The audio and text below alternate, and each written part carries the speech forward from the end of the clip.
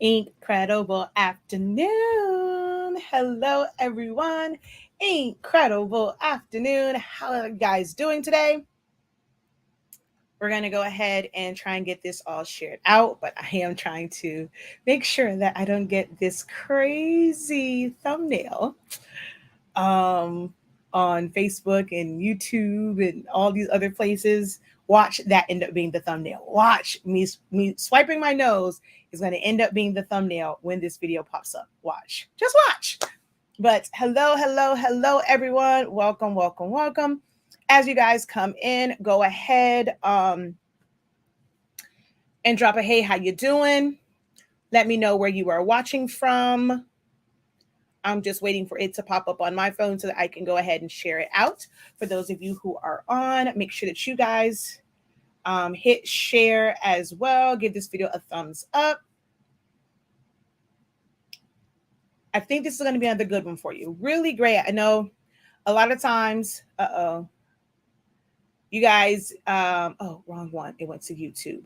I didn't want that one. I want the one on Facebook. So I know a lot of times, when it comes to the Q&A, sometimes you guys may or may not have questions, but you're always here for a great discussion that can help your business. And that's what we're going to do today. We're going to have a really, really good business discussion, okay? All right, let's see. Let's close that out. I'm just waiting for the pop-up on my phone for, there we go. Hold on one second.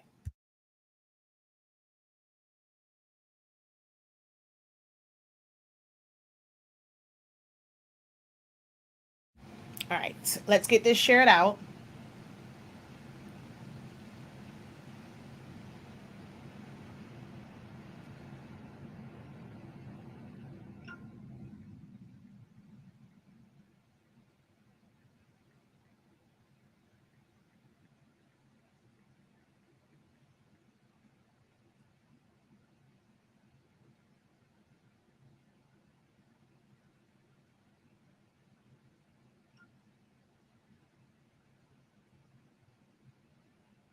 Uh-oh. Discard. All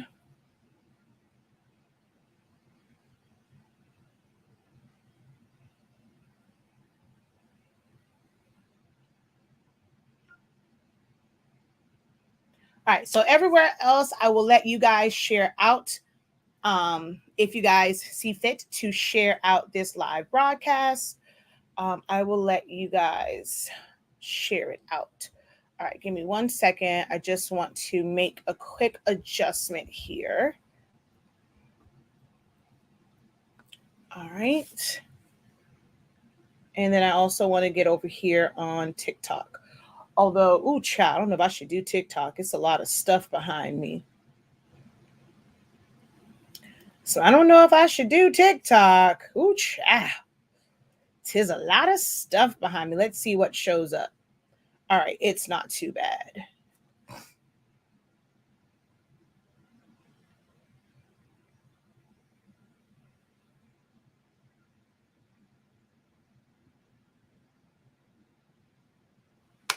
All right, there we go.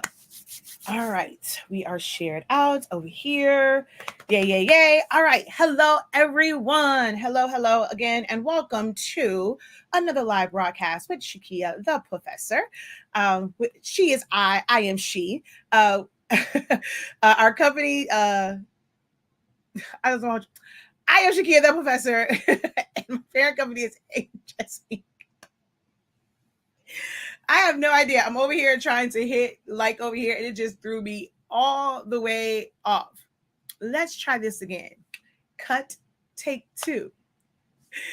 Incredible afternoon, everyone. I am Shakia, the professor of HSE 365 LLC.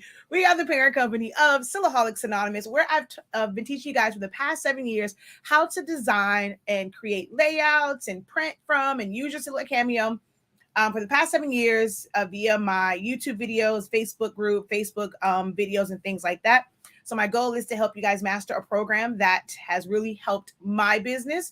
Like the custom side of my business, it really changed once I got my first Cameo. However, you don't have to have a silhouette machine in order to use Silhouette Studio. It is a pretty decent standalone graphic designing software that will allow you to really customize and take some like actual control over your designing and how it's laid out and colors and the way you position and things like that.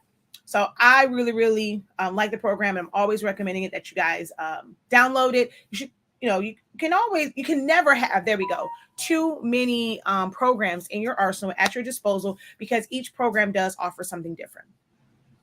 We are also the home of the Honestly Speaking product line, where we carry the best sublimation paper and ink, and at a very good price for the quality that you are receiving. If you don't know our paper, you can sublimate as low as 365 degrees, as fast as 30 seconds. Our sublimation ink, we are one of the first ones to not give you like brown ink. It is definitely black, and it produces amazing colors, even using plain paper setting. And then 365 Creative Academy, which is my online academy, soon to be in person, where I help you to unlock your creativity in a wide variety of ways, like my sublimation seminar that's coming up at the end of the month.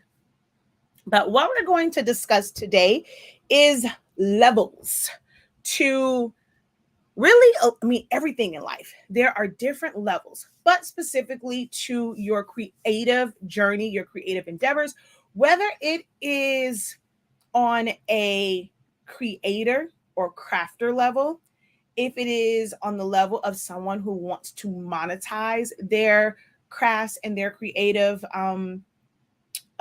skills, if you're trying to run a business, if you're trying to run a company, if you're trying to run a brand or start a brand, even if you want to teach, there are levels to this. And the reason why I wanted to do this this session today, a couple of days ago, someone tagged me or like sent an invite to a live video that Stan from T-Shirt Side Hustle. And he was talking somewhat about that as far as like different levels to this, as far as like his breakdown was like crafter, maker, hustler, brand, and educator. I think she said, because I missed that part. And so he was just talking about like, in his live, he also talked about like the different levels. And a few days ago, I don't think it was probably like a week ago, I was mentioning that we want to get a laser printer for printing out things and stuff like that, like just to have a big laser one. I wanted like the white toner one, because it's essentially just a laser printer, and I would still be able to use that for other things as well, for laser printing. And I was going through, we were like almost like made a final decision on which one we're going to get, right? And something else came up. I think it was on like a video or something like that. I saw somebody else's video. I said, okay, well, let me go look into that particular one, like that particular company. I got on the website, y'all, and I was like, oh, hot damn.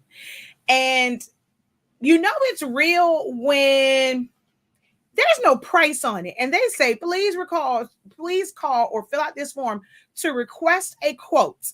So in other words, look, and it says you look at this price, because if it says request a quote, if you can go into this prepared to spend a good little amount of money, look, don't even click on this link. It's basically how I read that, because I've seen like the others, you go on, there's some smaller ones, and then you get to the ones where I'm like, the one that I saw someone else use, I just wanted to kind of have an idea, and it's like request a quote. And that's when I realized this might not be the level that I'm looking for, because I like to see prices. So if it's on a request a quote level, I'm like, if that's to just see the price of it, there's levels to this. So I want to show y'all these printers. All right. And then we're going to have a discussion about just levels, and then making this relate to where you guys are now. Actually kind of went through their site. So let's go here, right? Well, first, before I show you guys that, let me kind of tell you where having like a laser printer and like one that's a workhorse comes in handy. So you can go to Best Buy, you can go to Office Depot, and you can get a small office laser printer. It's going to make it to where your prints print off a whole lot faster. There are pros and cons to everything. Some people always go to the, okay, well, I want to do laser printing and stuff like that versus inkjet. But for certain colors, especially like watercolors, and you want softer colors, inkjet is always going to beat out toner because of the way that it's just printed. But it does serve a purpose. So for us, a lot of the times well, I don't really want to show this one because this isn't one that I did, but let's just say, for instance, an obituary, right? When those are being printed out, of course, for the speed, most people are going to use a digital press or like a laser type printer, and not necessarily an inkjet, because an inkjet is going to take way too long. Trust me, I know. I've done obituaries. I've done homegoing service programs with my Epson printers, and I have multiple pigment ink printers. So I would literally have them on one, half of them on the other, so that it's kind of, going a little bit faster. I have to literally sit there and let it print out overnight. I've had to go in and reset cartridges. So I have to do it in certain batches, right? Instead of being able to just go and just print off and let 100 go. You can't do that because the ink may run out. The chip may say, cartridge not recognized. It just may not be any ink in there. So it ends up taking more work to get it done. So it's not to say that, someone can't do it, but it is going to take more work to get those produced. So I may have to do them in 25 set runs, may even be like 50. But my goal is to make it to where I can print it and it just doesn't mess up a print, and I can kind of catch it before it stops. I can top all the ink off. I can reset them. But when you have to do 100 service programs, and let's say if it's a single page, you're doing front and back. That's why I like to do the trifolds versus like the booklets, because if you do the booklets, then you're talking about 2 pages front and back. So that's like 8 pages. So you can do them, but it ties up my printer. I wouldn't be able to do anything else unless I had another printer. Again, hell, even in that, there's levels to this. So if I wanted to be someone where I wanted to use my Epson printers, although lasers can produce faster, if I like the color of it better from an inkjet printer, I have to move to a level where I may need to have multiple of that same exact printer in order to be efficient, in order to be able to take on jobs. And that's not the only thing I can do that day. So if I was a print company and my printers are now being tied up for a half a day, a whole day for that one job, I'm not making any money in that. So unless that job was priced out to basically cover a day's wage and salary and all of that stuff and operating costs, you can technically, I guess you can say, kind of like lose money on it if you're trying to take on these really, really big jobs. We all in business, especially as creative entrepreneurs, we want to get to a point to where we can do the larger jobs. But you have to start to think about, what is the risk to your business as a whole? If you take on these bigger jobs, where does that leave you to continue to bring money in? Because a lot of you guys, once you get bulk orders, how y'all like to, if I give a discount if it's more than this. So you're already doing more work. It's tying up all your resources. And most of you guys end up giving a discount. So you're really, really losing out. Are you even at that level to take on a job of that size? I never want to feel like I'm trying to not motivate you guys, but I'm a person that also, I'm very realistic about expectations. And there's going to be a lot of people who talk to you and they'll say, you can do this, you can do that, you can have the world. You can make $1 million, you can make $2 million, you can make $600,000, you can make whatever doing certain things, but they don't really educate you in the fact that, you got to grow to it. A lot of people make it seem as if this is something that's going to happen as soon as you start. And I'm a realist. I'm very honest in it. Have I reached a certain level? But I also, yes, but I've also put in the years for it. Would I ever take on, like when I first started, would I be trying to take on an order of 100 service programs? No. Was I great at doing service programs when I first started doing them? Yes. But I also limited what I did. I wasn't doing like trifolds when I first started. I wasn't doing like full on booklets that were 11 by 17 folded in half. I was doing like 8.5 by 11 folded in half, maybe 2 pages of that. And then that was it. And I would do like for small people who had smaller services. So I catered to those who maybe wanted 25 to 50. But doing 100 of them was out of the question. Like, I'm not equipped for that. Like, I would have to monitor these printers all day long to make sure that it's not running out of ink, it's not doing this.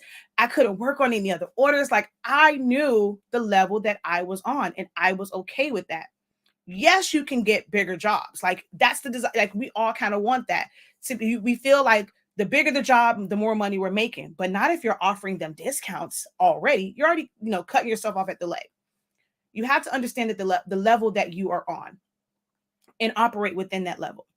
Operate within that level as far as your pricing. You may not be able to charge the same amount as someone who is really an expert in this industry or in this field, in this craft, in the skill that you're doing. If you're just starting out, you just got your printer, you're just getting your machine. Just because you see in groups that people are charging and not in excess amount, but they're charging their fees or their prices are a bit higher, you may not be able to do that, because then you're going to go and say, okay, well, I want to charge $30 for a layered vinyl shirt, and you've barely even successfully done a single layer. So now when it comes to all these layers and you weren't expecting how the vinyl is going to shrink, all of the amount of weeding you're going to have to do because you've never really calculated the time. So someone goes and says they want 100 shirts, and in your mind, you're like, oh, well, I get a shirt done in like 5 minutes. Well, weeding for 100, when you're tired of weeding, your arm gets fatigued, is a whole lot different than weeding one shirt. When they're pricing and it's like based on their skills, you're wanting to do all these layer shirts, your vinyl's coming off, you're not ready for that level yet. But looking at everyone else and all of the great motivators, and we all think that we can just go straight to the top, and that's just not possible. So I wanted a laser printer for a couple different things, right? I wanted to get back into foiling. I wanted to be able to, when we open back up like our custom business, like HS Ink Prints 365, being able to print to colored cardstock for certain invitations, being able to press to acrylic, like for weddings and stuff like that. Like, so there are certain things I want to be able to do. I want to be able to print off, like when I am designing obituaries and stuff like that. I wanted to be able to kind of keep as much in-house as possible. Right now, I outsource. I design obituaries and I outsource them to be printed, and I take care of everything else. Like if it's the memorial, like the rags, the memorial cards, the plaques, whatever it is, those things I do in-house, and we outsource everything else. When I first started doing like vinyl, I outsourced it. I had 2 different companies that I outsourced any of my vinyl prints for. And now we have the Roland BN20. Great machine, but when people want bigger things, I can either try to print them on there and piece it together, or I can still outsource. So through consistency of getting those orders, I realized, okay, that's something we're known for. People come to us for it. Like, I mean, hey, we can do this in-house. We pay for that one. But doing bigger banners and stuff like that isn't something that we do on a consistent basis. So I'm not going to go and invest now in this really, really large printer wherein I might use it a few times a month, a few times every couple of months, a few times out of the year. That makes no sense to spend money on that when I can just outsource it. I don't see that as me losing money in my business. I understand that I'm not at that level yet to warrant needing a large printer. You have to understand the level that you are at. Okay. So we want one to be able to try and keep some of the stuff in house. If it's ever a significant amount, I'll probably still outsource it.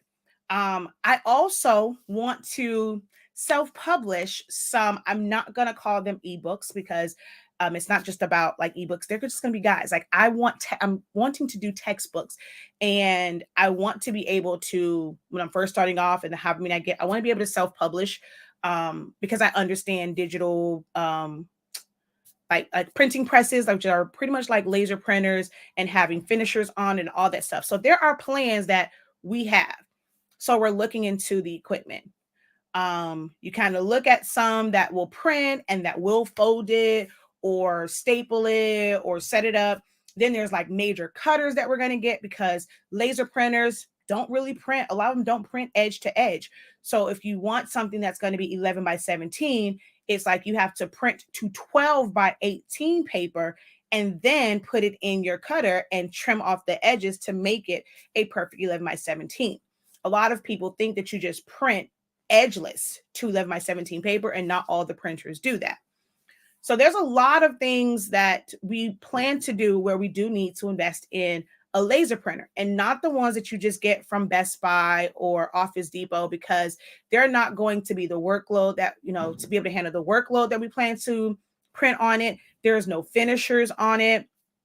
There's no like where you can do multiple jobs. It can separate it to where I can send multiple jobs and it'll have the trays to where all of job one will be here, all of job two. So I can just, because now you can just send it electronically. You can send it over to a printer. It'll just print. So if I don't want to be at a printer, like kind of doing all this stuff, there are ones where you can print it and each job will go into its own tray. And then you retrieve those and it just makes it an easier process, right?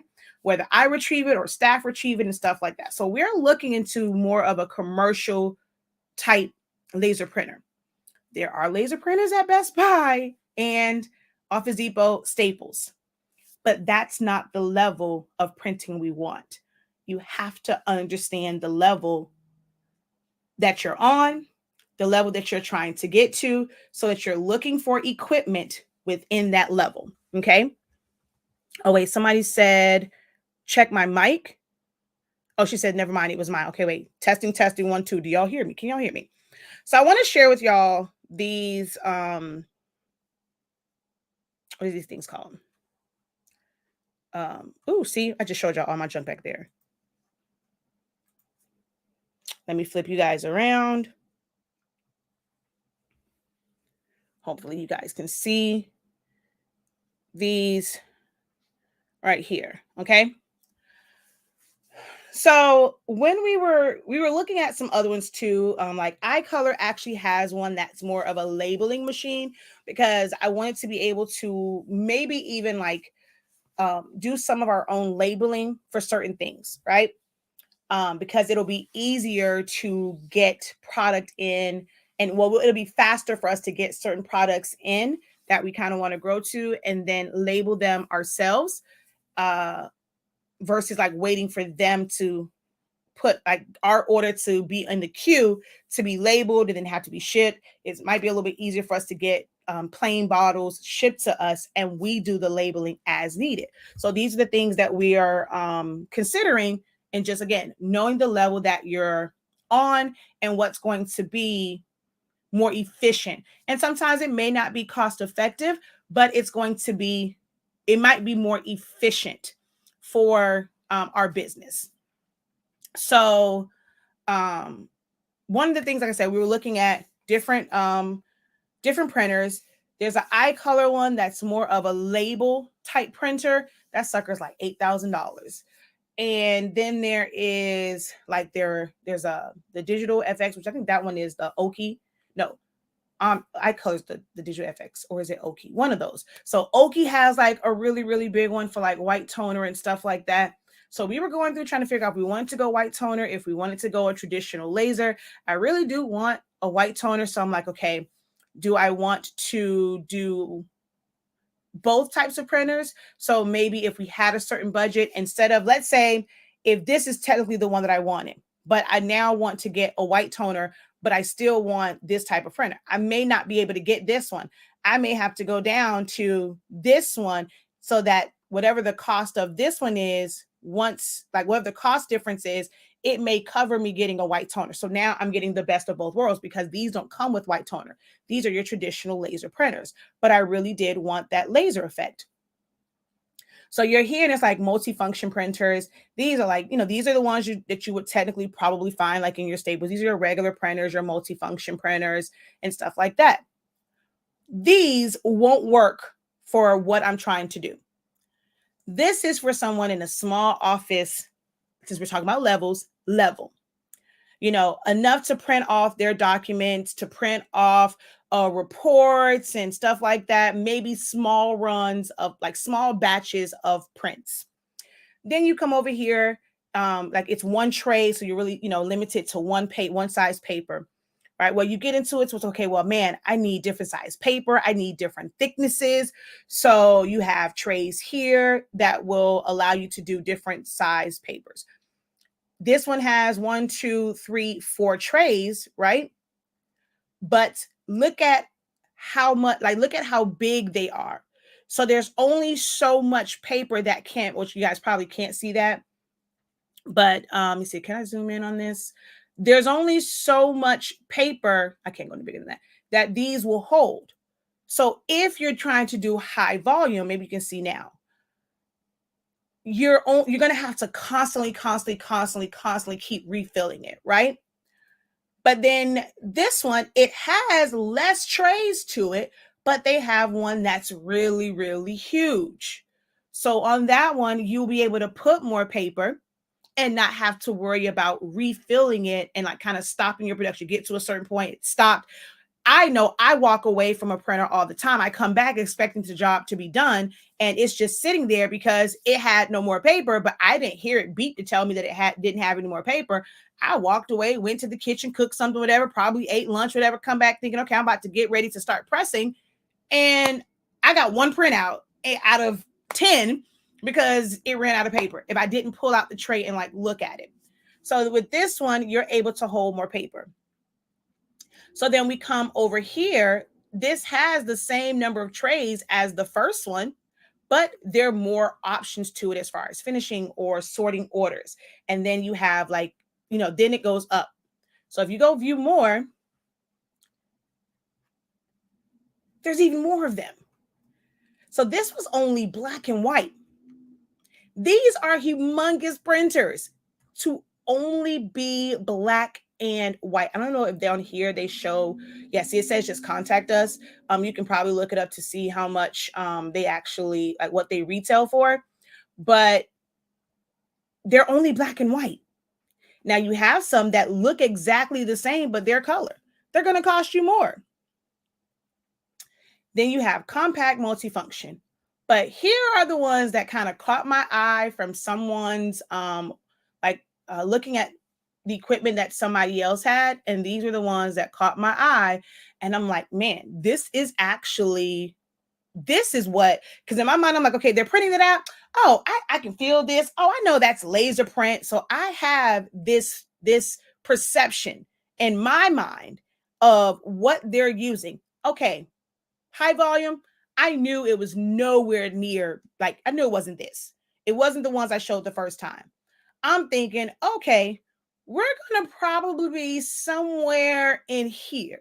Okay, kind of like what you see at Office Depot sometimes and Staples, they have like a couple of these printers and they're printing off stuff. So I'm thinking, okay, this is the area that we're in. So I'm like, okay, well, maybe I don't need the one that I was looking at because, well, not like on their sites, you can't see it, but if you just search the name, a lot of times you can kind of get a roundabout idea of what the cost is. So I'm like, okay, these darn near the same amount as like the white toner. Why would I want to, do I really want the white toner? Because this is going to offer me more. Well, then I happened to see someone's video. And then I actually also went into someone's print shop and realized that it was actually more like these. And I was like, oh, that's a big setup. Where you gonna put that at, girl? There's levels to this. sometimes you have to make decisions based off of the space that you have, the time that you have available to dedicate to the business, the craft. We say we want to make six figures, but if you're working a 9 to 5, you also have children that have extracurriculars. You want to have a life. If you're not willing to give all of your available free time outside the time that you need to sleep, eat, and poop to your business, you may never hit this goal that you have set for yourself because there's just not enough time and resources for you to reach that goal. So here, I was like, oh, when I saw theirs, I was like, yeah, I don't know where that's gonna go at. We really need to try and get the storefront and like the brick and mortar type building open, because if this is what I really want, I'm not set up for this yet. There's no home base for this particular printer. And then you go, and when I looked up the number that they had the lower model, right? I went off the exact one that they had, and it was actually this one. Then to come on the site and see, oh wait, and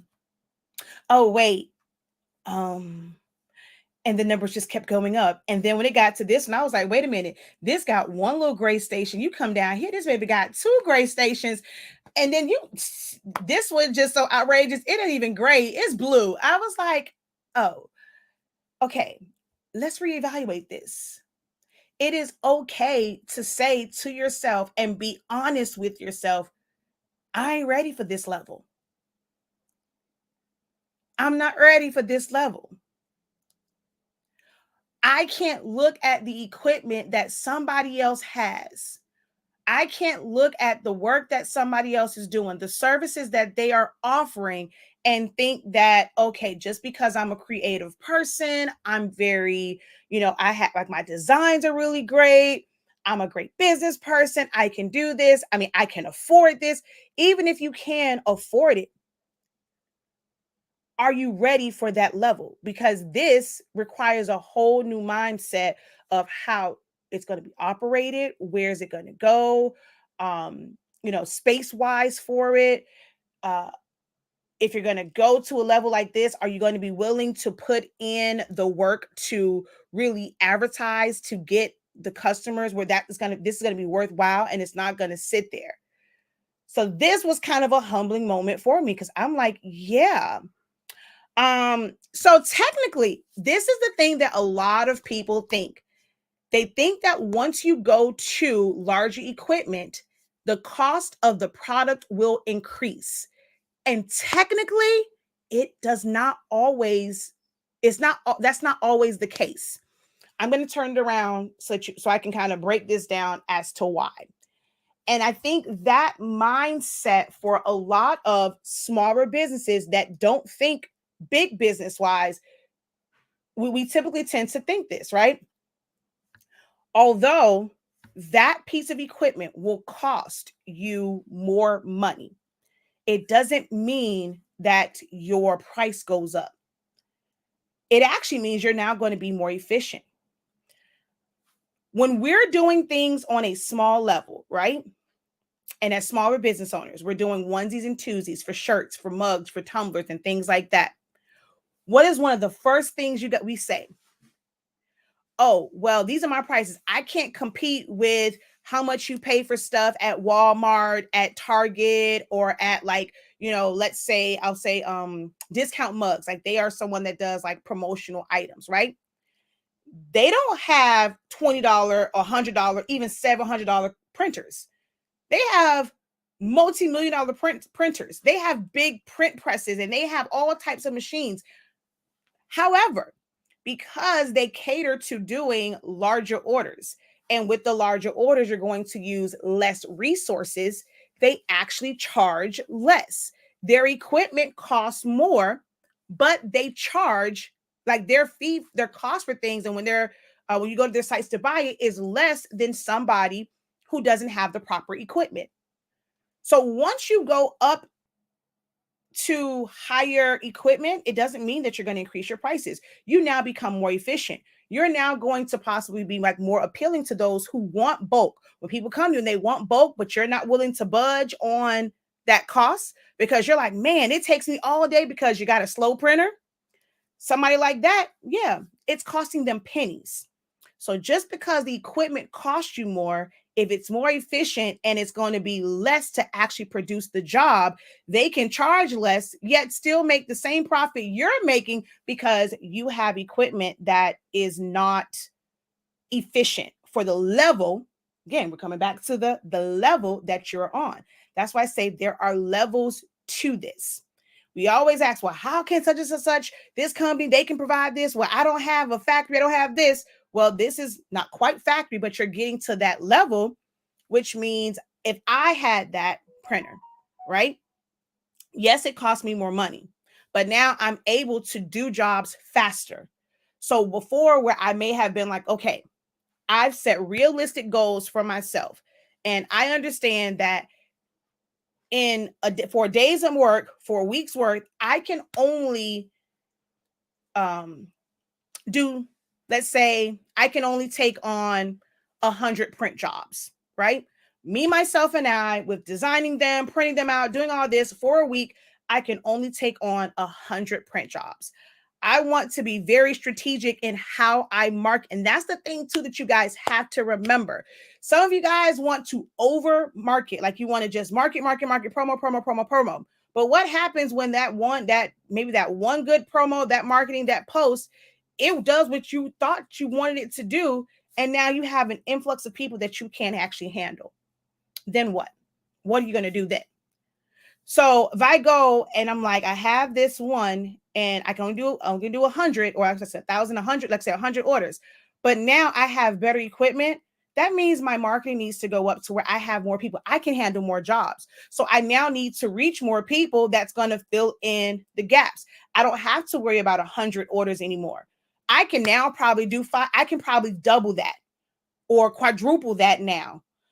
So, and be more efficient and not be as stressed out. So I can offer a lower cost because I'm actually still, at the end of the day, I'm going to make more money throughout the week because I can produce more efficiently. That makes sense to y'all? Y'all aren't saying anything over here. Either I have you captivated or scared. Let's see. I understand that makes sense, but how are businesses supposed to market a product and price when equipment is more in cost? Because although the equipment is more in cost, it's more efficient. If I were to go and let's say, case in point, let's say eco solvent, right? Everyone's getting into eco solvent right now. You can go and get a desktop printer and convert it for eco solvent, right? Vinyl for that, like the printable vinyl, and we're gonna keep it to shirts because you can't print adhesive vinyl on a converted printer. So you can do sticker paper. We can even go that route. So let's say with eco solvent, to get like the Caesar color print PU and stuff like that, right? You can it doesn't come in sheets.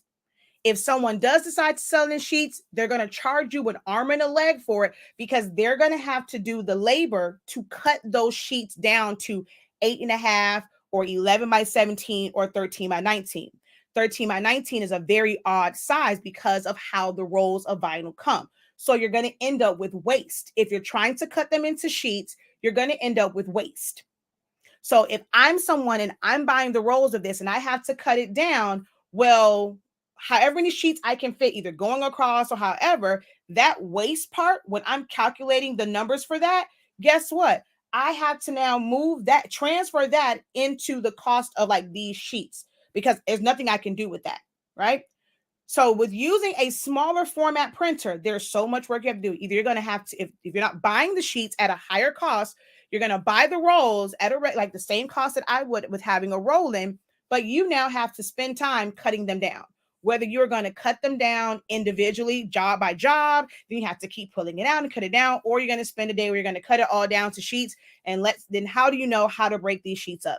How do you know when you're going to need 8.5 by 11 versus 13 by 19? Do you go and buy multiple rolls, and this whole roll I'm going to cut up to 8.5 by 11, store it? I'm going to cut this one to 11 by 17, cut it up as much as I can, store those 13 by 19. So you might take a whole day cutting them down. That way, when you get an order, you can pull it off the shelf, right? That's a lot of work. And then when you're thinking about the ink and the replacement ink and putting that in there, that can add up as well. Whereas now with my rolling, although those cartridges are $70 a piece, I can get more out of that one $70 cartridge than someone can from a $70 set of ink. It's more efficient the way that it prints out, and it tells you like how much ink you're actually using. It might cost me on my rolling 2 cents to print out something that's going to cost somebody with a converted Epson. It's going to cost them 50 cents. So now I'm able to be more efficient by having my rolling printer. I'm not paying more money out. I mean, yes, the machine is there, but in business, if you want to make more money, the goal should be to reach more people, to serve more people. Not if you're gonna go and get a big piece of equipment, that doesn't make any sense that you're still gonna work and you're gonna advertise, you're gonna market to still serve the same 20 people. So now it's like if I have a more efficient, like how I'm gonna make my money, is going to serve more people. It's your mindset about business. And there's a big difference, and there's a different level from being a crafter or now, as Stan said it, then you become a hustler, and then you're becoming like an actual business, and you understand these things. When pricing, should you also include in some of the cost of the products and equipment? That's called business overhead. So she said, sorry. Oh, they said, sorry, I'm learning, so it's helpful. So yes, you do include that. And there's a way to include that, because it might be, let's say, I'll give you guys, kind of what I teach in my creative business, right? I gave them homework at the end of like the last one, and only some people did it. You have to know your business. You got to know your overhead. What does it cost your business? So just to give you an example, part of the overhead for us is in the fact that we have an accountant. Like we're just talking about like people wise, right? We have staff. We have business insurance, liability, and property. People talk about business insurance. The first one's going to be liability, just in case you get sued, but protecting your property, protecting your equipment, all of the machines and stuff like that you have it in your home. Is that covered under, because you're using it for business? Find out from your homeowner's insurance, all this stuff that you have, should something happen to your house, is that going to be covered? Have any of you guys gone and actually wrote down the serial numbers and all this stuff for that, so that if anything ever happened to your home, if you're renting, do you have renter's insurance to cover that? So these are like overheads that you have to think about. Then there's workers' comp, because we got one damn employee, we got to have workers' comp. That's just a little bit. Then you have like all of the different sites that it takes for us to run business. So paying for Shopify every single month, me paying for my Academy site every single month, so that I can stream. This is a part of my business, so that I can stream. I have my StreamYard. I have my subscription for Photoshop. I have my subscription for Creative Fabrica. I have, let's see, I'm trying to think off the top of my head, lawyer retainer fees. You have to pay for your LLC every single year. Let's see, with your trademarking, with your, man, it's just a lot of stuff, right? So once you go in and you're creating that spreadsheet for your taxes of all of your business overhead, right? So those are ones that are just like regular bills. And then we have stuff that you can't really quantify. Office supplies. So like rubber bands, and when we have to like replace those, and paper clips and tape and all that stuff that you really can't quantify for each order. So now those are business expenses as well. You have to understand what your budget is. You have to understand what your overhead is. So if you are someone that's buying copy paper every single month, right? Because that's not really a part of business, just to run off your receipts, your invoices, or your packing slips and stuff like that. Some people have gone to where they're using like their thermal printers, but you still have to get labels and stuff like that. So whatever your business overhead is for the month, Whatever you're paying out consistently every single month becomes a part of that overhead. So now you know I have to make at least this.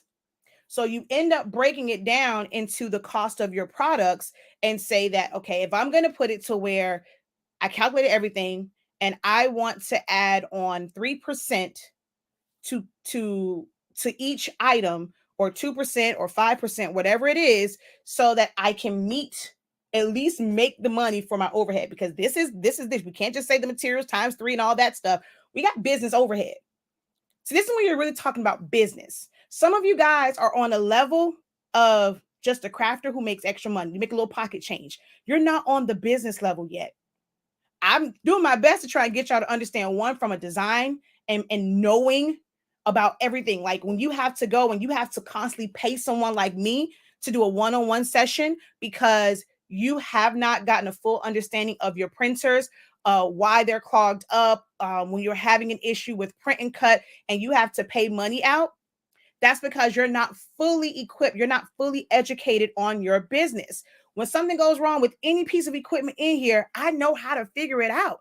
I don't have to pay someone to go and figure it out because I put in the work. Maybe in the beginning, I would have had to pay somebody to help me figure it out. But now I'm at a point to where, with all the education that I've gotten over the time, I can now fix this. So that's one less thing I have to worry about. So now I'm at a different level of business. Some of you guys aren't there. You're not thinking about any of this. If you go, and like I said this morning on the blank spot, if you're still that person that's like that thumbs up that post that says to figure out your price and take your material times 3 for, I think it was like times 3 for retail or times 5 for retail, divided in half for wholesale.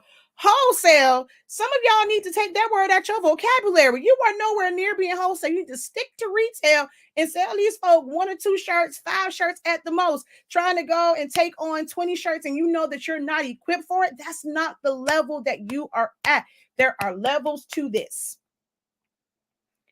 And some of you guys aren't ready for that level of doing all over shirts. You're not at the level of being able to offer 30,000 different options because you don't even know how to organize them. Some of you guys have not even you don't even know how much your products weigh so that you can know kind of offhand, or maybe just go into, let's say, before I used to use PayPal.com ship now, and I would try and get like a roundabout because I knew what they wanted. I can go in, I can calculate it. Okay, it's going to weigh this amount.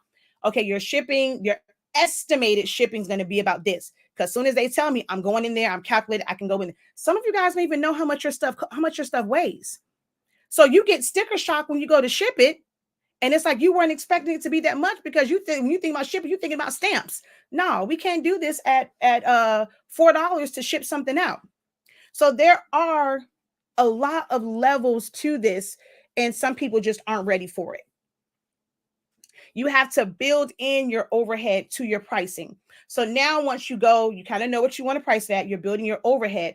This is going to tell you how many things you need to sell per day, per week, per month, per quarter, per year to reach that number.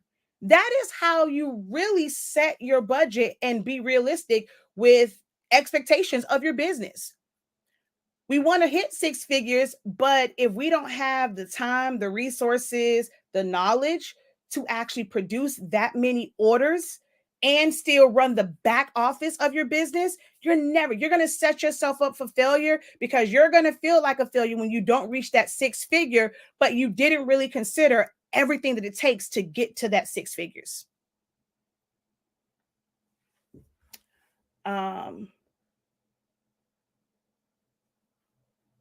Yes, that makes sense. Makes sense. Thanks for explaining. How do you market to more people? Market to more people. It's not about Facebook. It's not about YouTube. Those are great resources. I've always said social media is a resource, not the source, not the only source. Most of you guys don't want to leave from outside of your 4 walls to market. You don't want to go and you don't even know how to describe your business to someone. Some of you guys have probably been in rooms with someone that can really take your business to the next level. They probably would challenge you with a large order to make you think, I need to get my ish together. But when you're afraid to talk to people about your business, half of y'all don't post on your face. You got a free platform. I go to you guys' Facebooks all the time, and y'all got more TikTok shares and all these memes or inspirational story shares than you do than you have about your own business. To market to more people, you got to market your business in general. Start to talk about your business more. If you can go and have a straight up spiel about what is your business, what it is that you do, so that when you come in contact with people, Eric, I think I saw a blank spot come up over here. I'm not sure if it's Eric or D. So someone said, should we start off locally? And I said, yes. And then he was like, we have different thoughts about that. And I understand why he may have that thought process and like what's, with local and how their business is. But as somebody who's doing customs, you really should start locally, because once you get to shipping, that becomes a different level. It is a different level to be someone that offers locally. And there's local pickup or local delivery, local drop off or whatever. Your time schedule is a little bit different. You know that when it's finished and you go to meet them, they have their order. Okay. But once you go to shipping stuff out, one, you now have to adjust your time schedule, because you need time for it to ship out. And even though it may only take, it's going to say 2 days, 3 days. Well, if they need it by a certain day, and it's something that you like, it's different. They come to our website. You came to my website on a Monday and you chose 2 day shipping. If they didn't get it to you in 2 days, that's not really on me.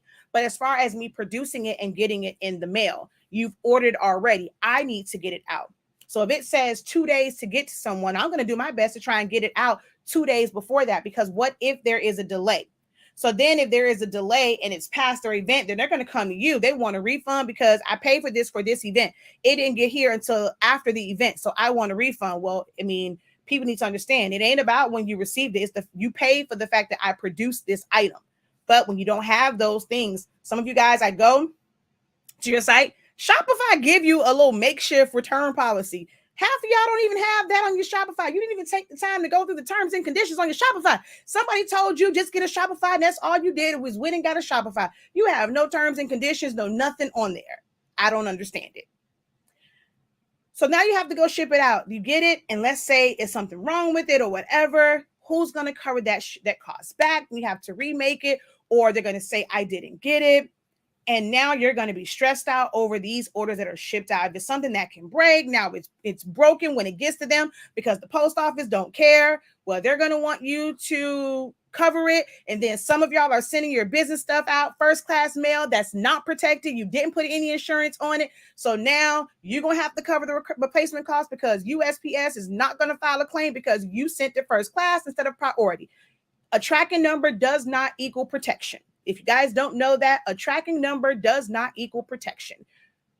At least priority mail does. You have to be at least at priority mail to have some level of protection. If you're going to send it first class, you're going to send it media, you're going to send it any of those, you better go ahead and scroll on down to that part that says insurance, and you're going to eat that cost, because there's no way to really put that on your website unless you, there's probably an app for it where you can go and they're going to elect to put more insurance on there.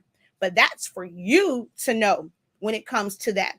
That might be in your pricing. If you have something that is very high value, once you're in business and you know, okay, when this gets ships out, it costs this amount, but the shipping only covers $100, but this is a $300 item. So if the insurance to take this from $100 and I want to increase this to $300 worth of coverage is $5, guess what's about to get adjusted?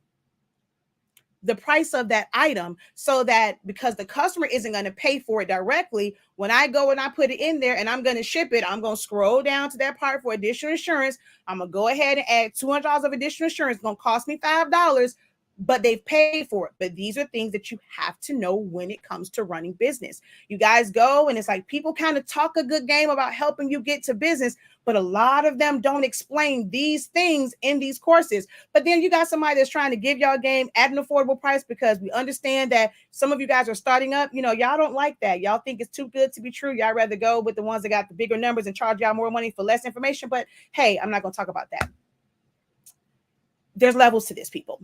There's levels to business, and you have to identify the level that you are on. Marketing locally is a great way to start. If you just literally driving from your front door 2 blocks down, that's money. You think the people ain't got no money to spend? Even if it was $10, $15, that's $10, $15 that you wouldn't have had trying to wait on people on Facebook. How often do you talk to your neighbors? How often do you discuss with the people in your apartment complex about what your business is? You see them walking out about to go to an event. They got them a nice little custom shirt on. You looking out your little window. I wonder where they got those from. They could have ordered from me. I could have did a better job than that. You probably could have. But do they even know that you sell shirts? No. Because you're stuck on people saying, run this ad, do reels, do shorts, use social media, get a Facebook group, that you got to do all this work for, to struggle to get people to watch. And sometimes people just want to watch reels. To be honest, people aren't watching reels for business stuff. We watch reels and we watch TikToks and stuff to get a good laugh and go ahead and tap it. Now, if something pops up, it's like, oh, where you get this shirt from? This somebody can say, oh yeah, this from my website. That's how people, but y'all trying to figure out how to show people the back end and all these different strategies, show your packing stuff, get all this content. Don't get me wrong. It can be very, very helpful, but it may not be it's not going to be a direct line to you getting sales. It goes and it brings awareness about your business, but it might not be a direct sale, because a lot of people on social media just like to watch and look and just go ahead and give a like. But when you know and you can physically see people who spending money and they have something that you have, but you have never told these people what you do. How many stores are in your area? Somebody, you have a Cameo. You can cut vinyl. You see the time and the hours of operation, their phone number falling off of the door, because sun will affect that. And it's about to fall off. It's peeling and all that stuff. You like going to this place, you may not want to look at that. You can go to them and either offer something small so they can see the quality, and then, or just offer your services. Hey, we do this. They might say, well, this not on us, it's corporate or whatever. You got some people that might be willing to pass your information on, because they be like, oh yeah, I get tired of looking at that and da-da-da-da. They might pass your information on. But y'all are too afraid to talk to anybody about your business. You are too afraid to go into other businesses and pitch yourself. You're too afraid to go and I would say real estate agents, or there's money everywhere. People are spending money every single day. But if you sit behind the computer, you go and think that you're going to make money off of reels, shorts, behind the scenes, doing this post. If you think that's how you're going to make money, you are sadly mistaken.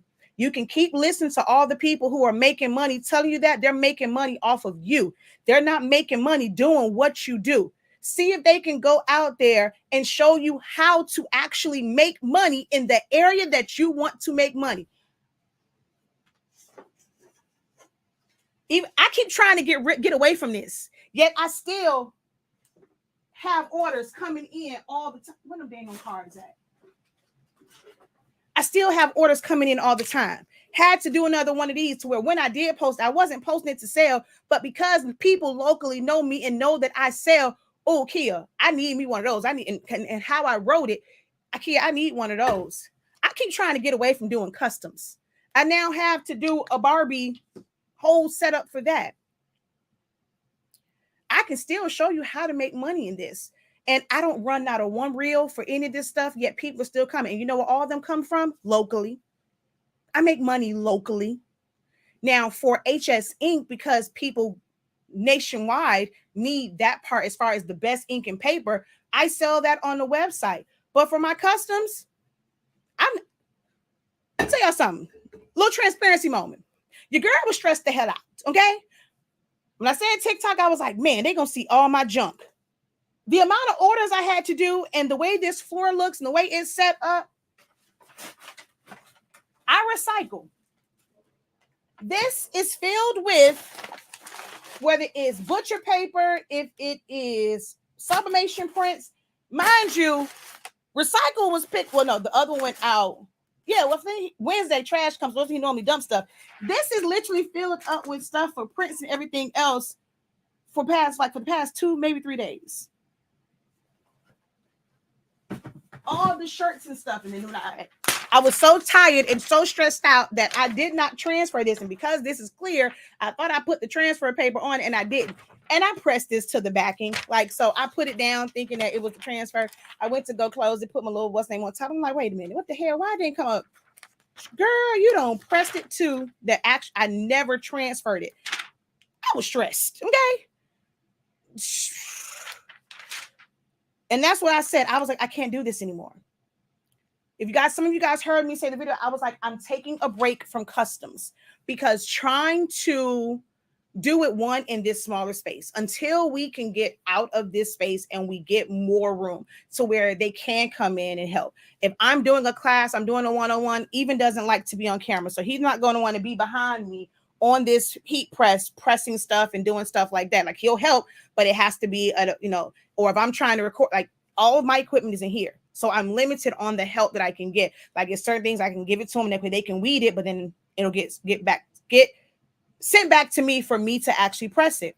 I was stressed out between all those custom orders and doing this from the design part of it to actually sending out invoices, sending out quotes, emailing back and forth, them sending me the names, them changing their orders, like all this back of the house stuff for the custom side. And then I have a whole seminar that's coming up at the end of the month that I still have to prep for.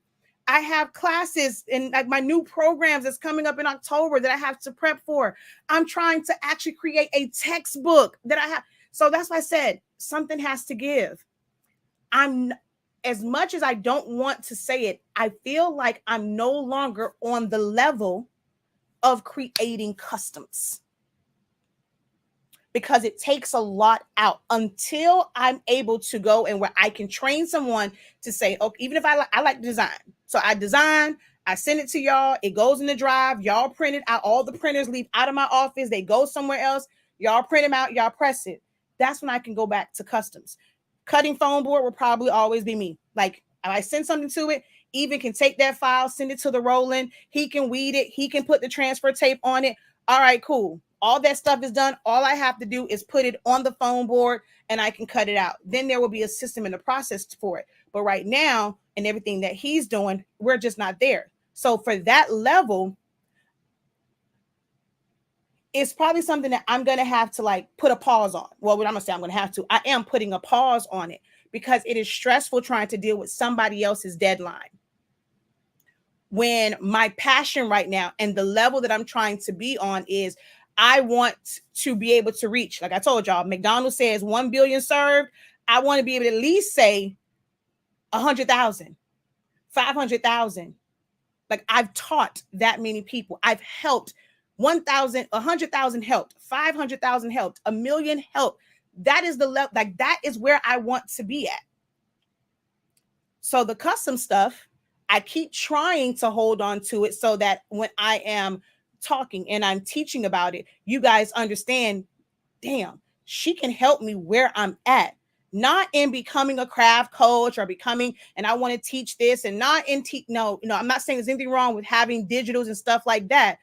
But if you got into this and you got into these courses and stuff with the thought process of, I want to do better in the business that I'm in, but now you get in it and you're getting all this other information for levels you are not at yet, you're not elevating, you're actually setting yourself back because now you have to reprogram completely to try to adjust to the stuff they're teaching you. Some of you guys don't know how to make your own regular shirts, but you want to go and you want to start a brand. You can't market and you're asking, people ask questions about marketing. You can't market the stuff that you did as customs, but you think that it's going to be different if I turn it into a brand, it's going to make the marketing different. No. Oh, people keep talking about business credit. You don't have a handle of your own personal credit, but people talking about business credit. Okay, let me get business credit. You think it's going to be easier than dealing with personal credit? No, it's the same thing. It just has business in front of it instead of personal credit. There's levels to it. And most people, because they're here level wise for teaching and making money, they really don't care if you fumble on these levels. Someone had to remind me that my success is because I've navigated the levels. I'm relatable because I've navigated the levels. I'm great at what I do. People trust me because I'm able to help them where they are on the level that they are at. You have to start to identify the level you're on, especially when it comes to pricing.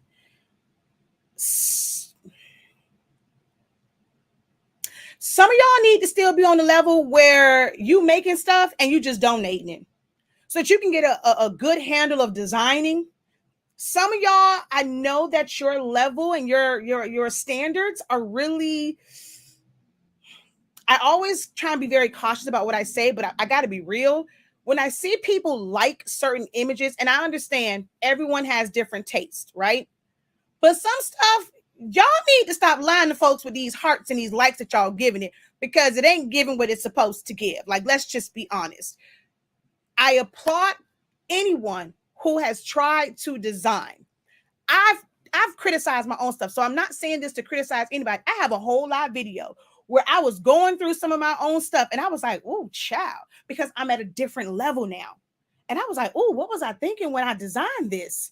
Whoa, this is bad." This is so I've criticized myself because I have grown.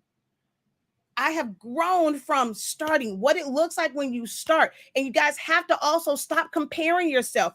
I have students that make me so upset because they're like, "Oh, I want to share it, but it's not professor worthy." What does that mean?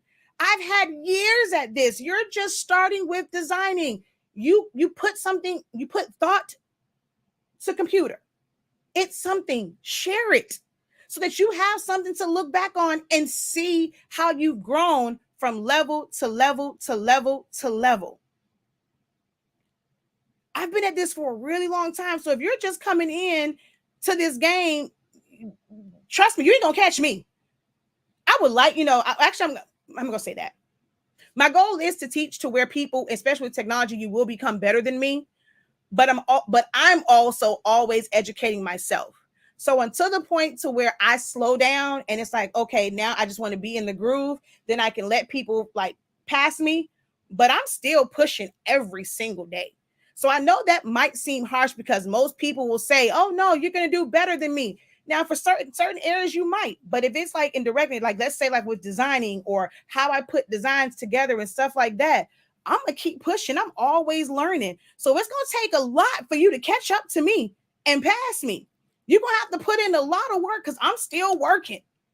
So that's when I said, like, you might not catch me because I got a head start and I'm still running. So it might take a lot for you to catch me. A lot of people can't take constructive criticism. This is very true. If you're in business, you have to. Oh, I had somebody, I'm not sure if any of you guys have taken my 30-day training, right? It took me back a little bit. Most people say that, "Oh my God, I love it. I'm learning so much," or whatever. I don't know. And I'm always saying, be honest with me. So I appreciated it. So she wrote on there and she was like, as much as I like learning this part, this was very, very, very boring. So I haven't responded back to find out, like, because there's gonna be sometimes you're gonna learn some stuff and it's gonna be boring. I'm pretty sure when I go, I get all giddy inside. When I talk about ink and colors and how things sublimate, and I talk about the technical stuff, I get giddy inside. Like that's what I come alive. Hello, I'm a nerd. I'm a geek. But others are going to be like, "Oh my God, I don't want to hear about how to reset this, like the technical stuff. Girl, just show me how to not tell me exactly what I got to do to not have these lines. What I got to do to have these pizza wheels." All they want to hear is adjust your settings. That's it. But now when you adjust your settings, but you use a different type of paper, you do a different design and it's coming back. "Oh, you want me to answer for you every time." But I did a whole explanation explaining why. So now you should be able to troubleshoot that yourself. But because that was boring to you, you don't want to listen to it. So I went back and they said it, and I'm like, I don't know the context in which this "it was boring" was written in.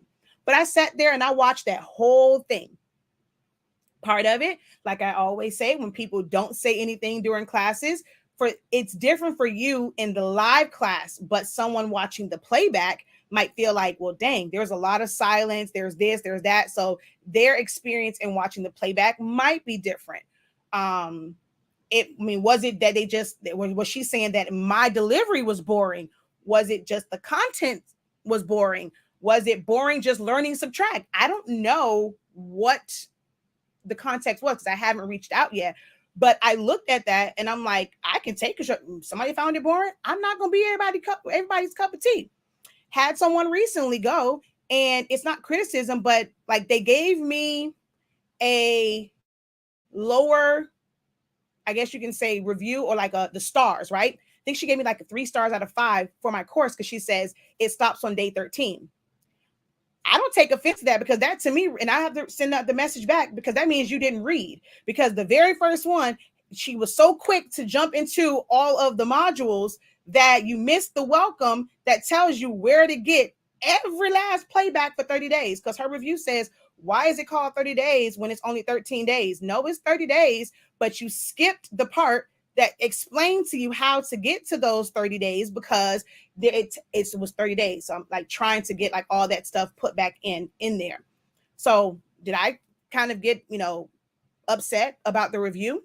No, because that really wasn't on me. That was someone who failed to read the full instructions on how to get all the 30 days. I'm not going to get hung up on the one person that said that when there's hundreds of other people who've taken it and are successful in it. You got to know how to take constructive criticism, how to take, I guess, not so favorable reviews, because sometimes it doesn't reflect on you. It's that person and what their expectation was. Doesn't mean that you have to adjust your entire business. You think I'm going to go and redo that? No.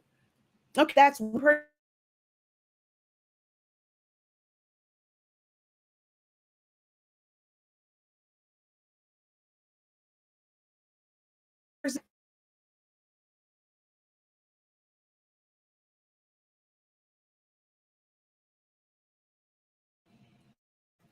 People still ask me about it to this day, yet I still struggle with that FAMU design.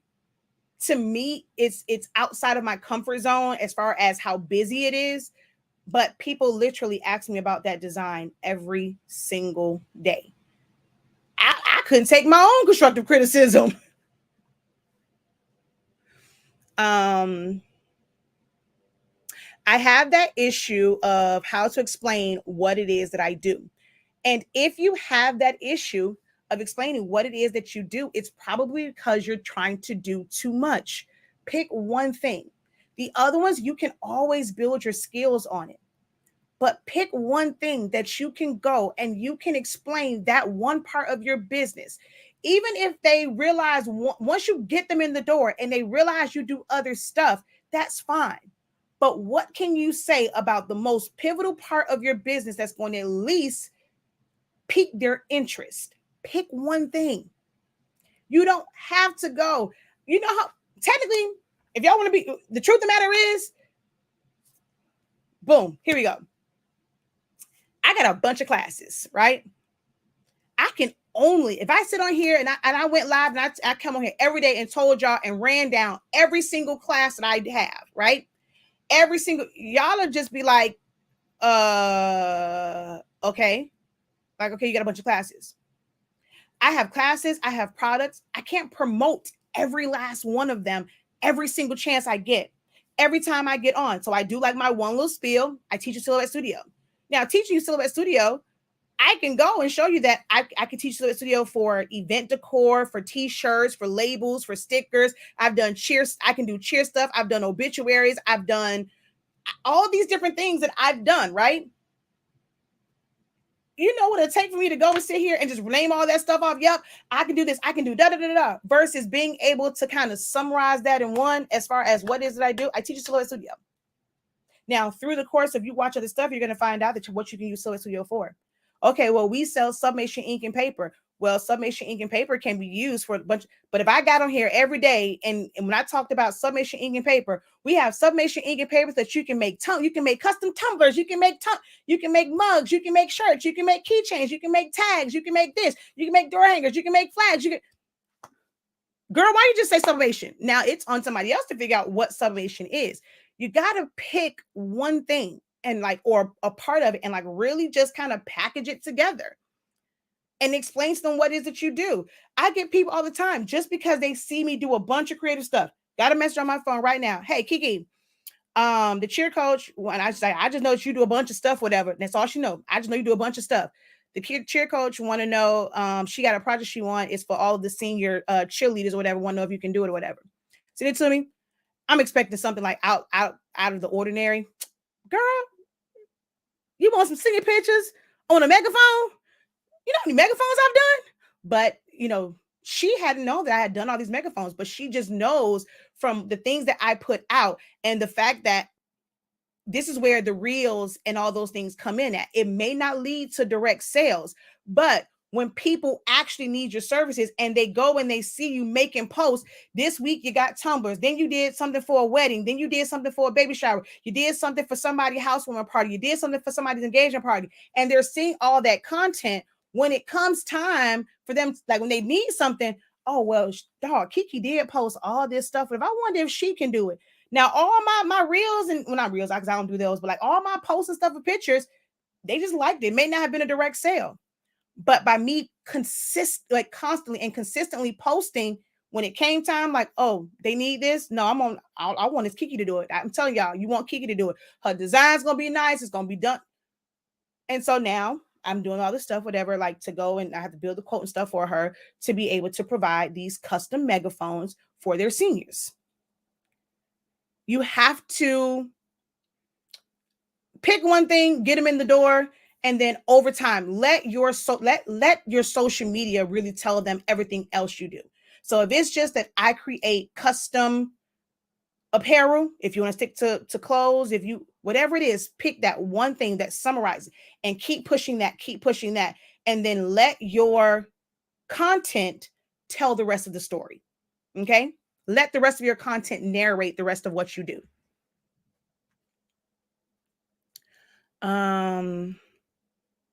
Should we make a flyer? Ooh, if you join the Ink Zone, we talked about that. So yeah, I mean, I will say that, but join the Ink Zone. We talked about that. We had someone that ended up doing that, did well for her. I even taught on how to kind of create one in Silhouette Studio, but that's where the Ink Zone. See, look, I don't always go in here and tell you guys about everything that I'm doing, because if I got on here, y'all would think I was just trying to sell to y'all every single time. But I have an sidebar. I'm gonna do like Eric did this morning. Boop, commercial break.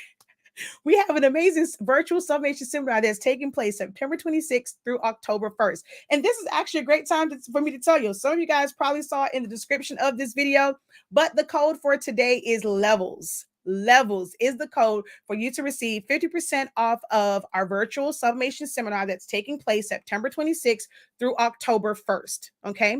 September 26th through October 1st, 6 days of going through, like taking you through sublimation.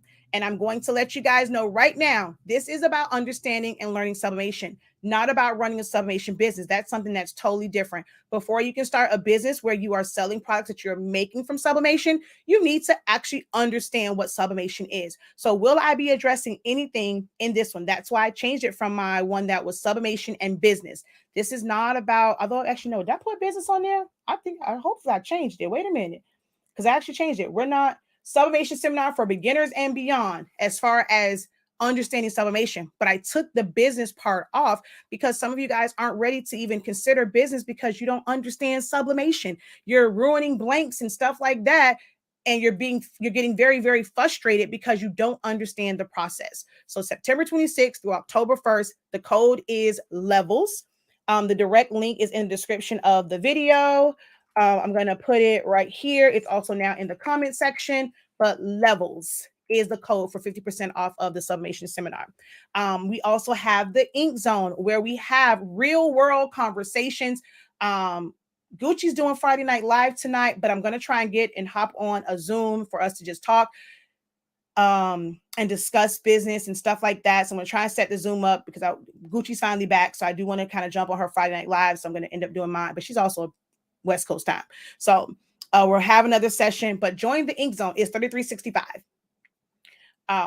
to get the real and understand about business and things that's really going to help you in the business that you're in and the level that you are on at this moment.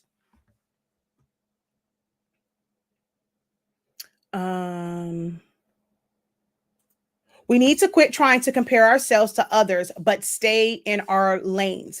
Now, I like to kind of swerve a little bit to kind of see, but I wouldn't say necessarily stay in your own lanes, but you definitely have to stop comparing yourself to others.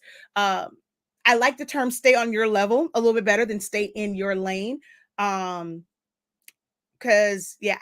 well, for me, I'm triggered by that because somebody told me that and I was like, bruh, sir, just because you think that you're the big man on campus when it comes to this sublimation game, baby,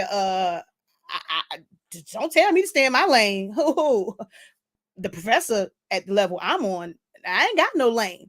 If I want to go and I want to cruise and I don't want to feel like being bothered, I want to kind of take it slow for certain things, as that guy on TikTok said, I'm gonna stay in that far right lane. Then I want to go and I want to kind of like, okay, groove a little bit in that middle lane. But you can't stop me from going over in that fast lane because I can run circles around. I'm gonna go and speed right past you. But there's different levels to it.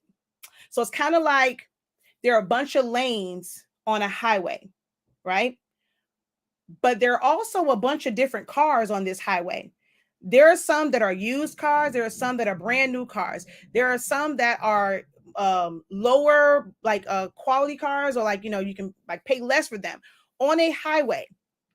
A Kia Sophia can be on the same highway as somebody in a Tesla, a Maybach, a Jaguar. So if they've decided to just go and both all be in that middle lane, the value of the one car is like, or the level of that higher priced car is different from that Kia Sophia, right? But they're all on the same highway. But how they're navigating that highway is at different levels. There's somebody that's in a sedan. There's somebody that's sitting up in a midsize. There's somebody that's sitting up in an SUV. And there's going to be some people in a big old truck. So your vision changes with each one of those levels. If you're in a sedan, one of them little cars, a midsize, an SUV, a truck, an 18-wheeler, your vision on this highway changes. You're still within this. You can travel within the same lanes. Each one of y'all can go and jump from lane to lane to lane to lane, from the slow lane, the mid lane, the fast lane. But your level of sight, your level of perception is going to be different depending on what vehicle you're in. There's levels to this.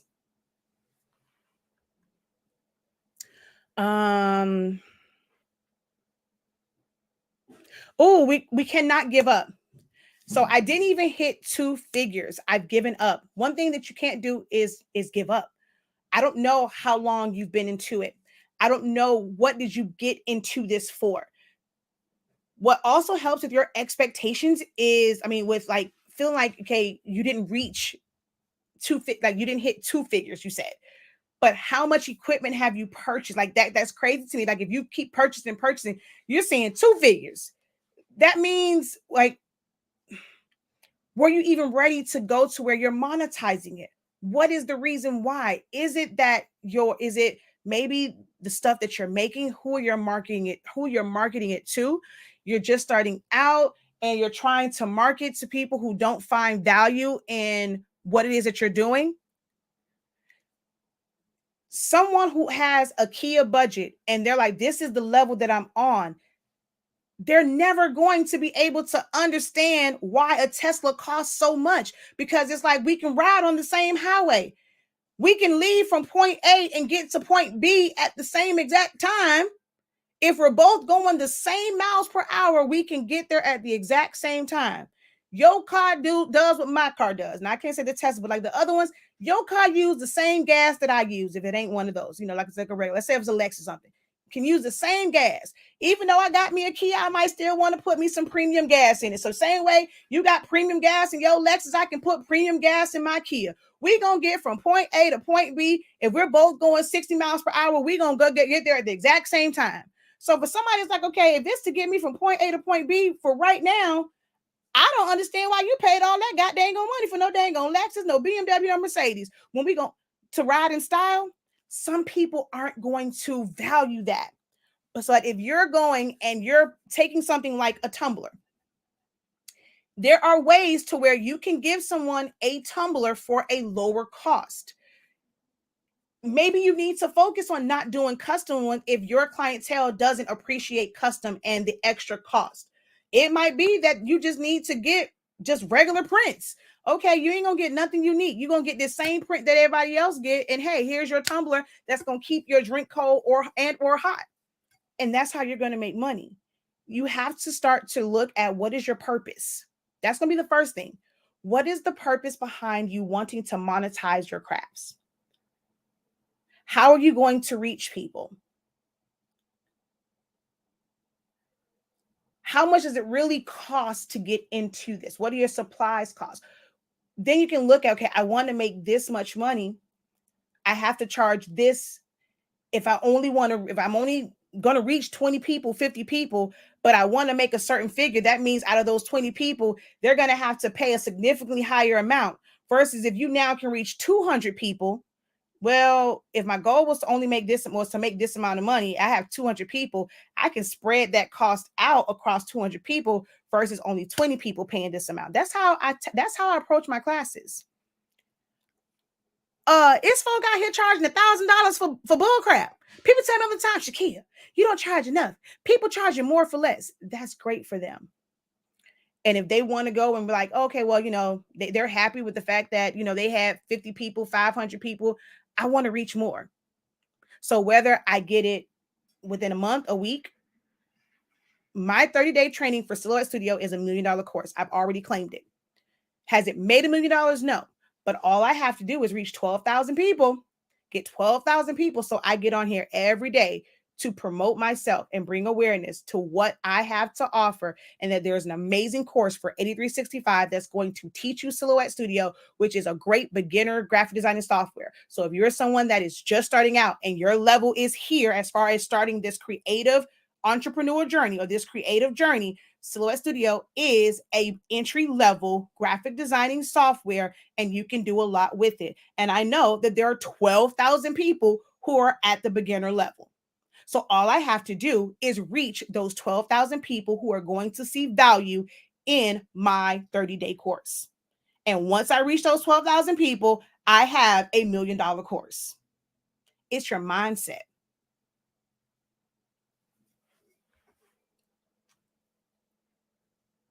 My husband knows nothing about this, but says, I hear the professor going hard. Oh, thank you. I went and twisted up. I did a little something different today, Chad, because these braids need to come out. Thank you. I've been listening while cleaning, but I had to stop and say, I totally agree that you teach from level 1 and up. I greatly appreciate how you take us from newbie and slowly upwards to being great. Yay. This has been so great to hear. And don't let it just be great to hear. That's the other thing. I just had a conversation with someone this morning because we had to talk about off the ledge. Don't let it just be great to hear. Okay. Somebody very, very smart says knowledge is not power. Properly applied knowledge is power. So we can't go to where it's just great to hear. We have to also be ready to implement and look at our business. Look at what our goals are. Just even set goals, writing things down to where it doesn't just become something that's great to hear. I often do. If you've ever wondered why I stopped doing like just straight up, like even talks like this or just doing straight up teachings, and I do more Q&As, is because I want you guys to also understand what is it that, like, if you can identify the help that you need, You're going to go and sign up for every single class that someone presents to you because you're going to think that's the next best thing. Oh, this isn't working for me. They're successful. They said that I should do this. Let me take their course to figure this out. This has to be the course that's going to go into where I can finally make at least 2 figures. I can make 3 figures. But you haven't even identified what it is that you need. If someone's constantly saying, y'all know I know what the hell I'm talking about. And I've offered myself freely to y'all to say, hey, post your questions. And y'all rather just sit here and wait for me to have this word like I'm somebody's preacher. You go to church for a good word. I'm here to educate, and teach. And I tell my son all the time, when you in class, if you don't understand something, excuse me, son, I don't care what your friends say. You better go ahead and raise your hand and ask that darn question. Or if you got to ask her afterwards, whatever, send her an email. You better ask that question. Because if you don't know, you don't know. So don't just listen as if I'm somebody preacher. And I'm not a motivational speaker, because I'm gonna tell you right now, I keep it real. So what I tell you may not motivate you, it might make you cry, because I don't walk on eggshells. I don't like to pacify people. I don't like to give people false hope about what they're gonna get, what they're gonna do. This issue is hard. I have a level of success, but this issue is very hard. I'm stressed out some days. I ain't gonna say every day, because some days are great days. I love what I do, but it's not easy. There's a lot of parts to, especially when you are a startup, and yeah, you're trying to kind of keep as much profit as possible before you branch out. This is the part really that is let me tell y'all something. The state, the level that we are in right now. Hold on, what did my husband just send me? Oh, sorry, TikTok. Oh shoot, my bad. My husband sent me something. The level that we are in right now is, to me, the hardest level ever. It is the hardest level ever.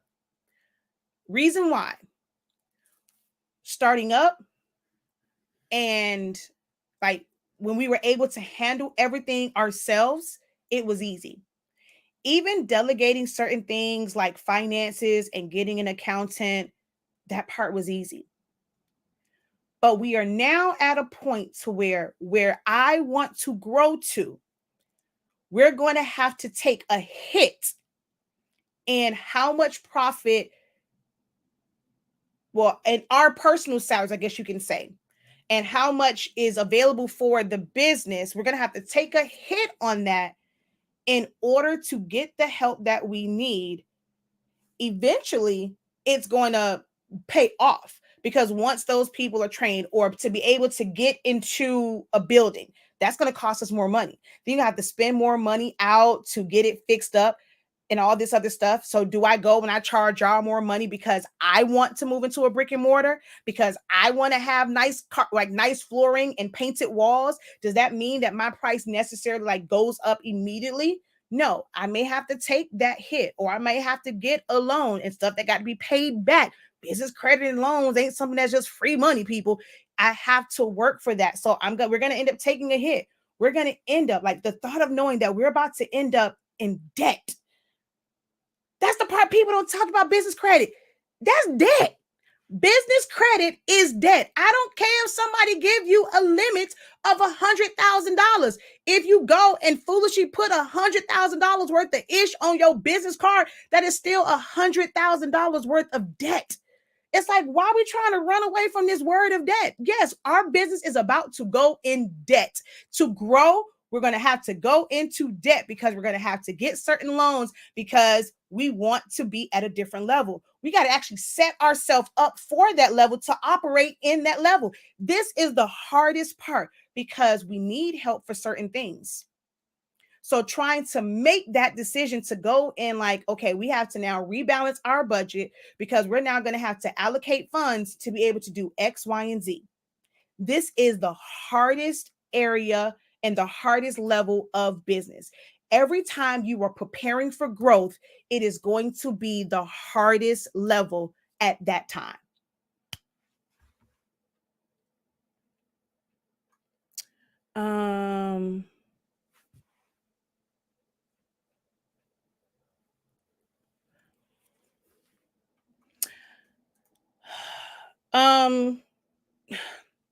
Yes and no. Join the ink zone. Like, I mean, I'm not trying to be funny. I understand, like, I can't give it like all here. I've been on here one for an hour and 30 minutes. And there's more than one way to say it, but you have, like, I've gone and I've talked so many times about you can make all of these things, right? Is it for everyone? Is it for brides? Is it for what? Just because you make all of that, who is it for? I did event planning. There are some celebrity event planners. So we both can say we do custom events, right? But my purpose and what I did was I wanted to create affordable um experiences, like, yeah, basically affordable, like uh memorable experiences, more so for kids parties and baby showers. I never wanted to do weddings. I can't. Look, bride, I'm a Gemini. Okay, I don't want to have to hurt your feelings, because if you're trying to come at me and being a bridezilla, girl, I'm gonna have you crying on your wedding. And I'm like, so for me, although I am very professional, I couldn't deal with bridezillas. I could never deal with being doing wedding planning. And then they got bridesmaids and stuff that want to go and be like, oh, whatever. She your event planner. She worked for you. You tell her what to do. Your bridesmaid's gonna get cussed out too.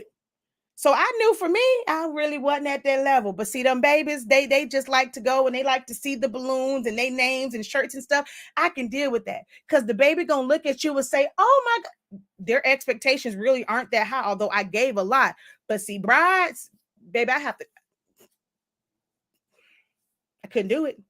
I couldn't do it. So when I was doing events, I market myself because I knew that I could probably make way more money.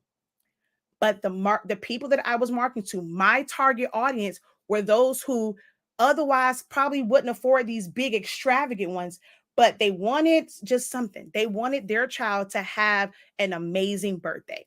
And if it was strategically setting up some balloons, a treat table, a table with a centerpiece, that's what I was here for.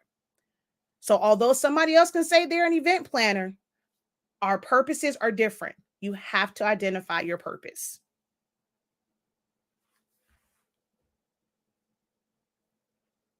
Okay.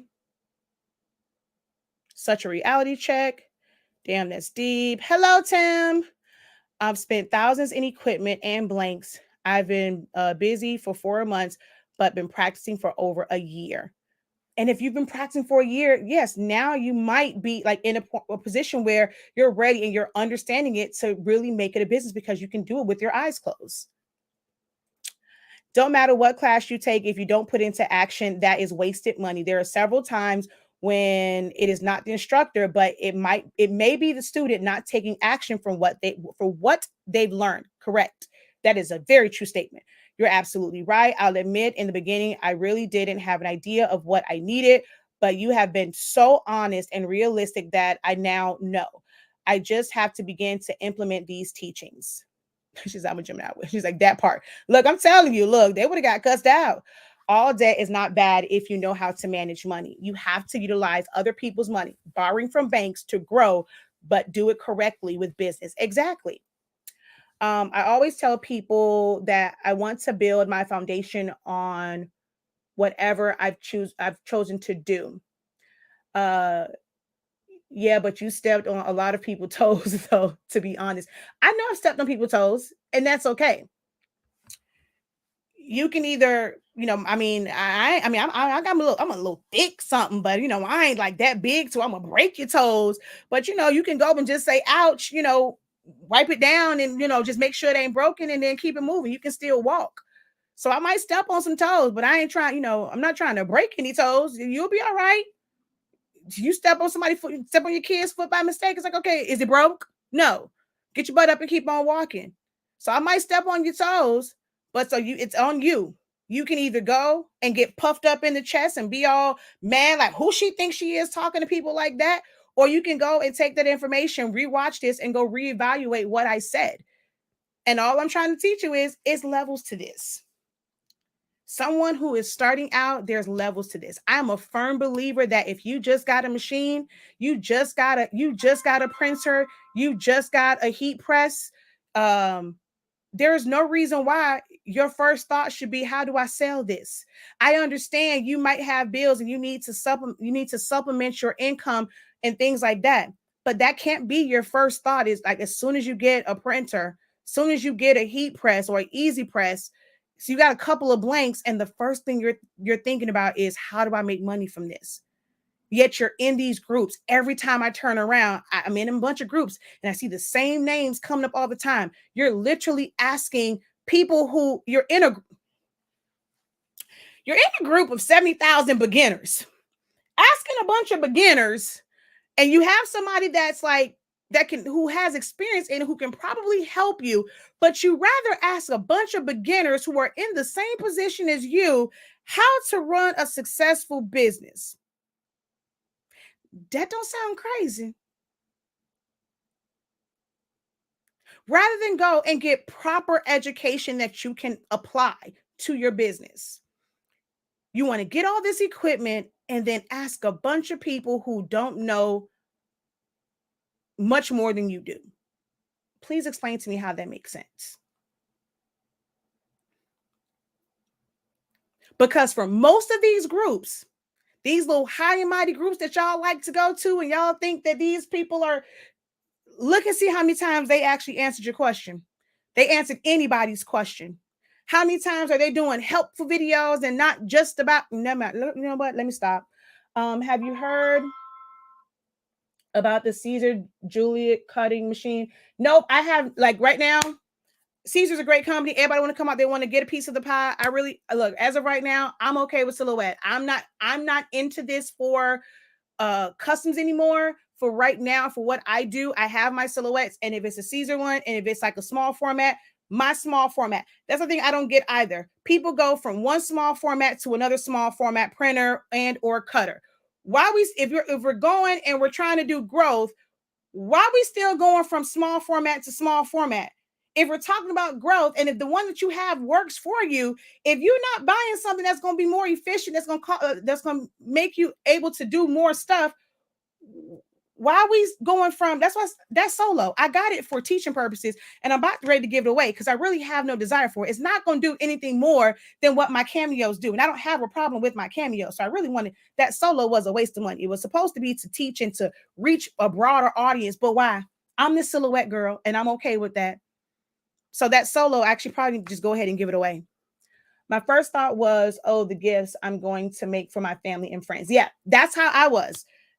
It was for that. And because I was an event planner, like, I thought like I can make, like, so when I got a lot of this other stuff, it was the marketing things that I can make. My Roland, I did not purchase my Roland to make not a 1 cent off of it.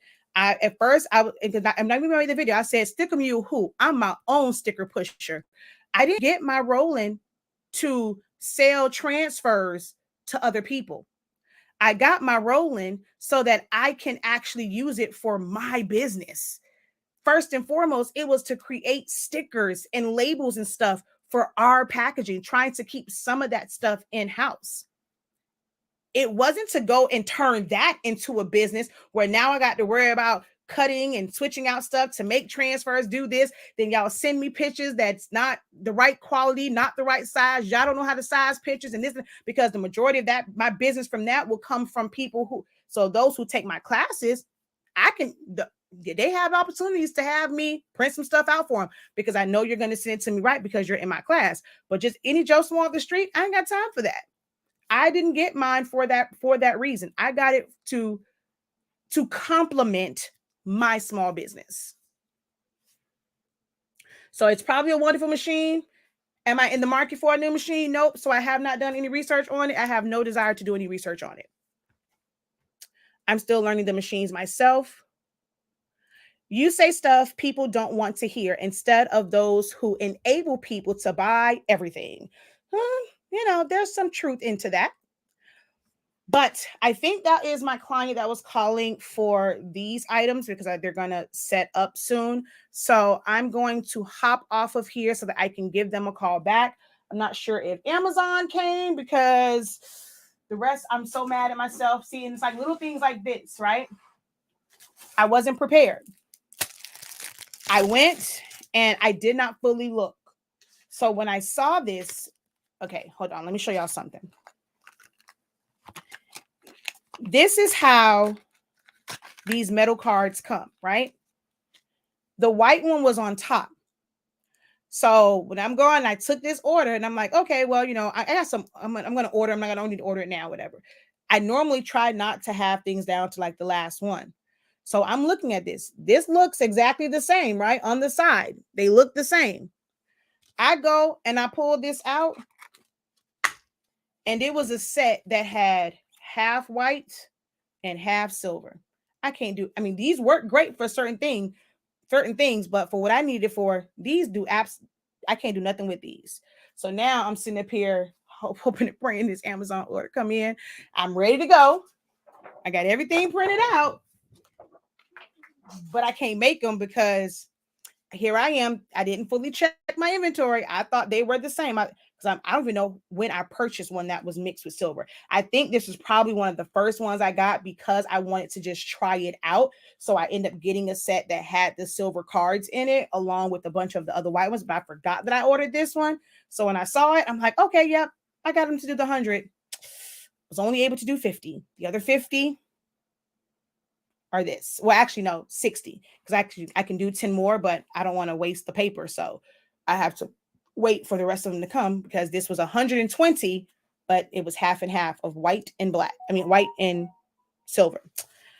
So I have to tell them this is a part of business. So now I have to explain to them. And what's going to be an inconvenience for me is if they're ready to come pick up now and I'm not ready. Now, luckily, I know that their event is not until tomorrow, but I may have to go and actually, instead of making them come back to me, I'm going to have to go and take it to them. And maybe even because, I got event background, sit there, and if they're putting them on at each individual location, like each individual place setting, I might go because it's my fault, go and volunteer to help put the rest of them down. So it's like, but my customers love that about me, to where if it's my fault, oh, I'm going to do everything in my power to make it right.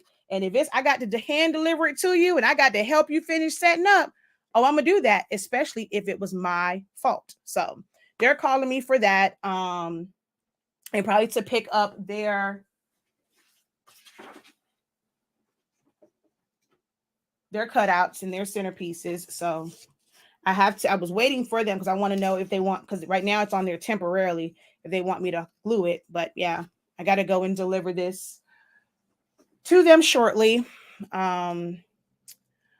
What do you use for sticker making before the roll-in? I did not make decals, as far as printed decals myself. So if I wanted a printed decal, I outsourced it. So I have a local printer here that had one, and I would send it out to them. I never made stickers. I liked decals. And if it was printed, I outsourced to stalls. And then once I had local people here, I would just outsource it to them for them to print and cut on their solvent, eco solvent, or latex printer. For just regular stickers, like I have to make some gable boxes. Those are stickers. Those are not decals. So for those, I would just use regular sticker paper and my Epson. But for what I'm using that for, like on our boxes and to do stuff, like I would never use my Epson. Like I would never use sticker paper for that. There's a difference between sticker paper and vinyl. Thank you. I made them last night, Miss Sheriff. Oh, no, you were on the live because we were talking about Big Brother. Yeah. Did you see our girl one? Okay, but I got to go, y'all.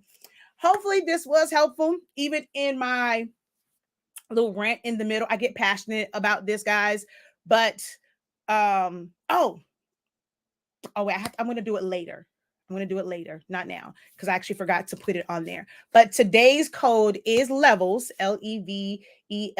No L like my last name. So levels. That is the code for today. If you want to receive 50% off of our virtual sublimation seminar on September 26th through October 1st. We're going to go through Sublimation 101. We're going to go through understanding heat presses and heat sources, like the difference between ovens and mug presses and tumbler presses, understanding heat presses. Is it worth it to go with the cheaper model versus the more expensive ones? What's the real difference? What's the benefits of them? Because there's levels to heat presses. They're not all created equal. common mistakes and errors that you guys make when it comes to printing, pressing to your sublimation, understanding what all of the different lines mean, understand why you're getting ghosting and stuff like that. Day 4, design software. So understanding the benefits, pros and cons of different software so you can make an educated decision on the software or softwares, if you want to do like more than one, that you want to invest time in actually learning, because depending on your design size, Photoshop might be overkill for you, depending on what it is that you actually want to do with sublimation. Then we're going to go through understanding substrates and all the different things that you can press to, how to put a design on something that is not a high polyester count. What is it? What is the difference in look if you press to a white 100% cotton, meaning polyester, versus 65 versus 50? What happens if it is one that is smooth or super shiny versus these cotton-like ones? What is the difference in the quality? So we're going to go through understanding substrates on day 5, and then day 6, we're going to actually it's going to be hands-on demo of pressing some of the things that we have talked about. So it's 6 full days. It's going to bless, your sublimation life. I'm not going to say business because you may not be into it for business, but even if you want to do it for friends and family and put out the best possible product, it is really going to bless your sublimation life. To get all of this information packaged up in one place that you can always go back to and refresh your memory, take more notes and things like that. All right. So visit our website, shop.hsinc365.com. You can click on the direct link that is in the description. In the chat, the comment section. Lord Jesus, I don't mix like 30,000 different platforms. In the comment section, if you're watching over on TikTok, you just have to click the link in the bio, go to my website. It'll take you right to the website. Scroll down, look for the Sublimation Seminar for Beginners and Beyond. And at checkout, enter the code LEVELS for 50% off. Yeah. Okay. Thanks for sharing. Appreciate you. Thank you so much. This has been so informative. Yay. So glad you guys have found it informative. All right, y'all. Until next time, have a great one. Continue to unlock your creativity and be incredible. Peace.